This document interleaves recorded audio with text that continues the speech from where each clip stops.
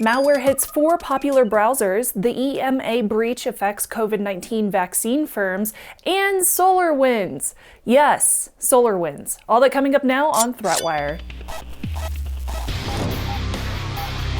Greetings! I am Shannon Morse and this is ThreatWire for December 15, 2020. This is your summary of the threats to our security, privacy, and internet freedom. I wanted to say thank you to everyone who signed up on Patreon for the Christmas cards. They are ready to go as of today. I am just waiting on my stamps to arrive from USPS, their online store, so that I can actually get those in the mail for you. And if you want to send me a card, I will also give out my public address. It's not safe to hang out in person, so please respect the businesses in that shopping center. I will do a meetup when it's safe and healthy to do so here in Denver. Also, if you ordered any of my merchandise from my online store, I am doing my last shipment run at the end of the week before the holidays, so hopefully everybody will get their orders before the holiday. On to the news. So my coverage of SolarWinds is going to be pretty intense and it's kind of long, so I will keep these first 2 stories a bit shorter than normal.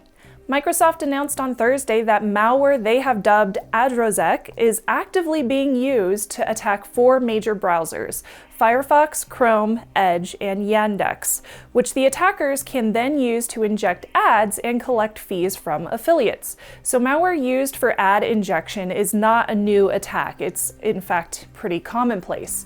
What does make this one stand out is the fact it attacks 4 different browsers, and it can change security settings for the browsers if infected. It's sophisticated in that it maintains persistence and it can exfiltrate credentials from browsers. Attackers can spread Adrozek by drive-by download, whereby a user chooses to download something that looks totally innocuous, and in this case the malware looks legit by going by audio-related names like audiolava.exe or quickaudio.exe. It shows up in the Windows 10 apps and features settings, so it looks like real audio software. It appears to only affect Windows operating systems, as Microsoft did not make any mention of macOS or Linux in their post. If a user does install this malware, Adrozek then installs additional extensions to connect to the attacker's server, steal credentials, or change DLL files to turn off security controls. To maintain persistence, it changes system settings so a reboot will not remove it. Ads are then injected into the browser search engine so the attacker can collect money. Signature-based AV protection is ineffective from this kind of attack, as it uses something called polymorphism, which means that it sends out tons of different unique samples of the malware, so AV that is behavior-based or uses machine learning has a much better chance of catching an attack or infection. Users are advised to reinstall their browsers if they do become infected, and remain skeptical about downloading and installing software from untrusted sources. Auto-install updates and make sure to run the latest versions of operating systems and your software. Attacks made against vaccine logistics continue to pose a very real threat, and this week is no different. On Wednesday, the European Medicines Agency in Amsterdam disclosed information about a breach that occurred at an undisclosed time. This agency is in charge of approving medicines, any devices used for medical purposes, and the obvious, vaccine approval. They stated the cyber attack is currently under investigation. So the EMA provided very little information about this attack or why it happened, so we don't know when it happened, who was behind the breach, or why it happened in general, but a joint statement made by 2 leading vaccine developers helped fill in some blanks. So Pfizer and BioNTech both issued a joint statement saying that they were informed of the breach to the EMA, and some documents relating to the regulatory submission for both of their COVID-19 vaccine candidates, which are called BNT162b2, stored on the EMA server, were unlawfully accessed. Neither the pharma or the biotech company's servers were accessed themselves, nor were they aware of any participant data being compromised. This is not the first attack targeting the logistics of vaccines for the pandemic. In fact, I just reported on one targeting cold transportation earlier this month. If any details are made public about this breach, I will continue to share updates through my own social channels. Thank you so much to my supporters over at patreon.com/threatwire, including my Hush Puppy Perk level patrons who sent in these adorable, very holiday-inspired fur baby photos. I love them. Keep them coming. Do not forget to check out the Patreon page as well for information on all of the perks available, including access to my Discord channel. Shout out to Lucy the Bug, Eric, Technics, Ken K, Jesse F, Joffrey, and Zach V, who joined the Patreon team this week. Thank you to each and every one of you. You are awesome.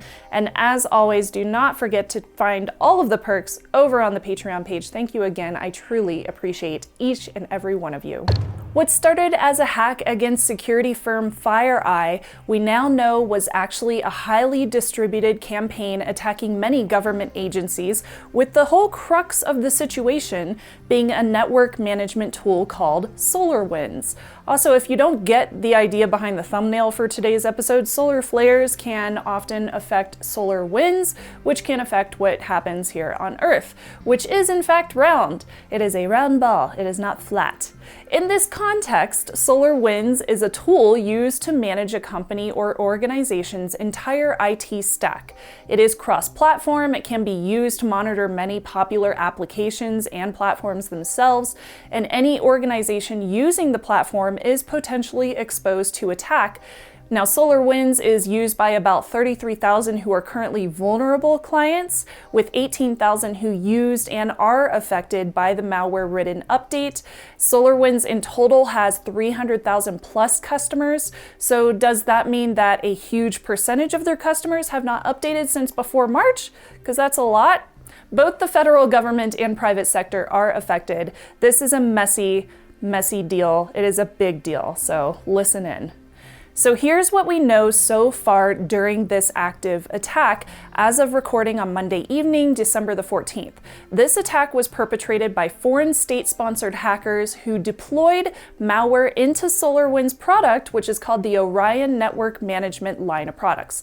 This infected US companies and government agency networks, including FireEye, the US Treasury, US Telecoms, the Pentagon, the DHS, the NSA, and the US NTIA, just to name a few confirmed cases. And while this was not directly targeted at the US, in fact, FireEye reports it affects organizations in North America, Europe, Asia, and the Middle East. The ones affecting the US, and especially government agencies, are getting the swathe of the headlines. Now, according to Reuters, this led to a meeting of the US National Security Council at the White House. Some are linking this to APT-29, the Russian state-sponsored hacker group behind many large attacks that have happened in the last few years, but FireEye has yet to confirm this. FireEye did share technical details in a public report linked below, alongside detection rules posted on GitHub. They also dubbed the malware Sunburst, so it's easily searchable. Now, FireEye has reported that the attack gave intruders access to their own red team assessment tools.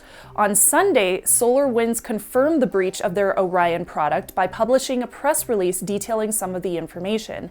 In the statement, they say that Orion versions 2019.4 all the way up through 2020.2.1 from March through June of this year were infected with malware, and as such, any client who updated to these versions during that time were infected.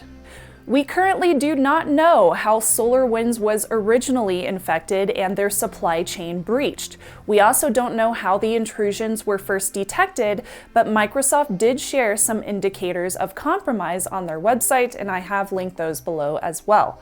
According to ThreatPost, attackers used a plugin that uses HTTP to communicate with third-party servers. It's digitally signed as solarwinds.orion.core.businesslayer.dll. It's a component of the framework. They then infected the plugin with their own malware, which could allow the attackers to inject the backdoor onto clients. Even though it was Trojanized, that DLL would be loaded up by SolarWinds legitimately, so it would be very hard to detect. It stays dormant for about 2 weeks, and then it starts going to work, transferring files, executing processes, profiling systems, and disabling services as well. It pretends to be the Orion Improvement Program protocol, and it spoofs itself as a legitimate plugin. The malware that was distributed through Orion's update process allowed for a backdoor into infected systems, which contacted the attackers and allowed them to slip in and steal that sensitive information from organizations and agencies. Since it started in March and it was only just now noticed, that means attackers have had access for months. This is a really big deal. SolarWinds has also stated that they are planning to release an update as of today, December 15th, labeled 2020.2.1 HF2 to replace the compromised component and provide additional security enhancements. They also mention if you cannot update immediately to protect your Orion platform instance by installing it behind a firewall, disabling internet access to the platform and for the platform, and limiting ports and connections only to what is necessary. Though as of Monday evening, you could still download the Trojan Orion DLL from the SolarWinds website, so this is obviously ongoing. That's a big yikes. And I gotta say, wow, what a way to end the trash fire that is 2020 with a big bang. Next week is my annual biggest hacks of the year video, and then you will see me again after the new year. And if there is more information coming out about SolarWinds, I'm definitely going to be talking about it on my social platforms, especially on Twitter, which is my most engaged platform. Now with that, do not forget to like and subscribe. I'm Shannon Morse, and I will see you on the internet.